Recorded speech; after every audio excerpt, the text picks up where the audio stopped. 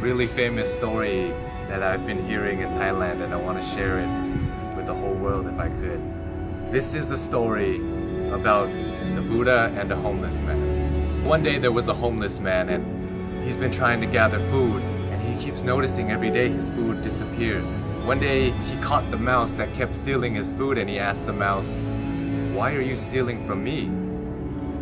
I'm a homeless man. You can steal from richer people than me and it won't have any effect on them." The mouse then told the homeless man, "It's in your destiny that you can only have 8 items in your possession.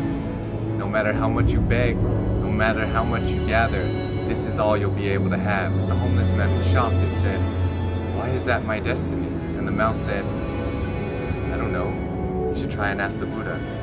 So the homeless man goes on his journey to go find the Buddha, and as he's going, it gets late, so he ends up at a wealthy family's house, and he asks if he could stay the night. They let him in, and they ask him, "Young man, why are you traveling so late?"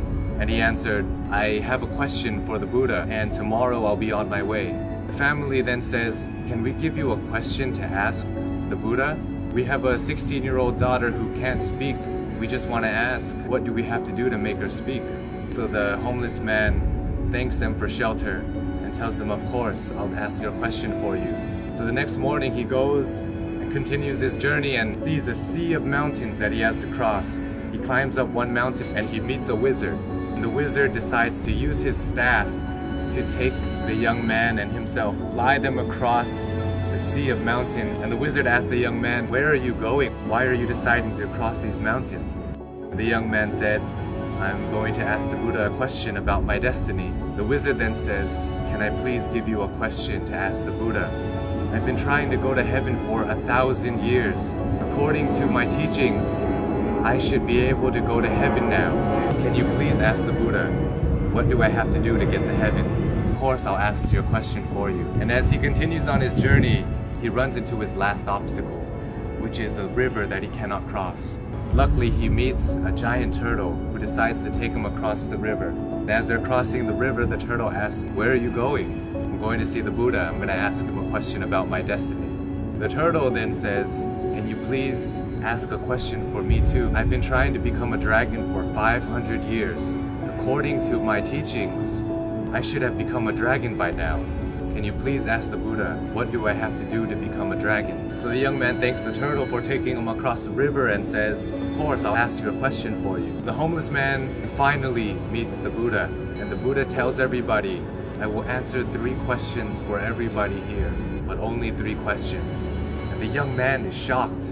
He has 4 questions to ask. So he thinks carefully. He thinks about the turtle. The turtle's been living for 500 years trying to become a dragon. The wizard has been living for 1,000 years trying to get to heaven.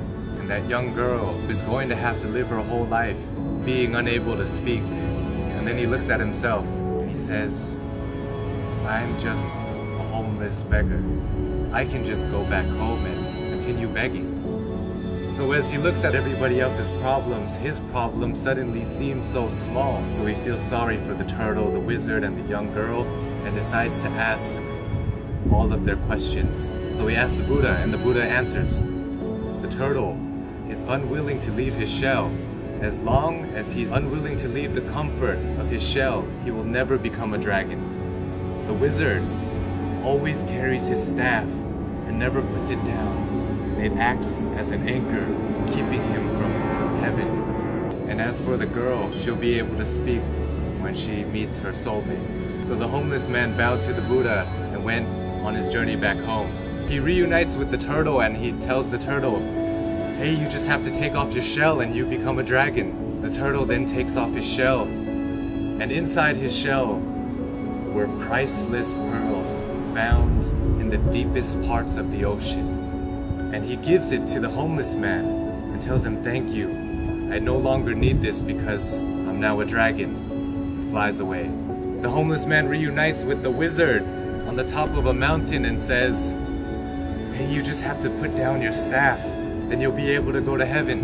The wizard lets go of his staff by giving it to the young man, says thank you, and ascends to heaven. The young man now has wealth from the turtle and power the wizard. He goes back to the family that gave him shelter, and he tells them that Buddha said, your daughter will be able to speak when she meets her soulmate.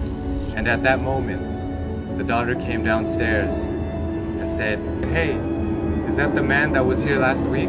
The young girl and the once homeless man have found their soulmate. This story tells us so many things, so many lessons, but for me, I think that sometimes we have to give things in order to get some things. Sometimes if we want to become a dragon, we want to become a lion, we have to be willing to leave behind what makes us most comfortable, what makes us feel most safe. We have to leave our comfort zone just like the turtle did. And in order to find true love, we must become somebody who is willing to put others before ourselves.